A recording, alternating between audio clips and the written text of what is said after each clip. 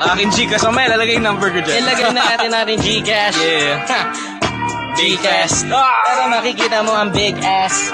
Tangin na makita mo yung chick ass. Nasa DM, nagpi-PM, kahit AM. Ayoko doon sa DM. Ayoko na sabihin dahil baka marinig ako aking aminin. Ang dami-dami ko dito, hindi natago. Yung ininuman mo baso, nilagyan ko dyan ng halo. Baka hindi mo nakita dahil to ay nakatago. Mamaya-maya, para ka nauulol na aso. Dahil hinihiga ka na doon sa may kama na para wala ka laban at saka tsansa. Ang gusto mo na lang ba na magagahasa? Papatawad ako sa ama sa mga sala na magagawa ko dahil mahilig ako na maghahasa pero di ko inaamin. Di ka-cancel nyo na naman ako, wala akong pakialam. Pagdadasal ko pa kayo dyan ng amen. Sa ngalan ng anak, sa ngalan ng ama, sa ngalan ng Espiritu Santo, ang makikita nyo sa akin dito ay umaapoy na para bang ako demonyo at saka yung diablo. Sama-sama, pero nag-iiba na pala. Pero bakit ako binaba pa lalo dahil nakikita ko ang mga mata. Tinitignan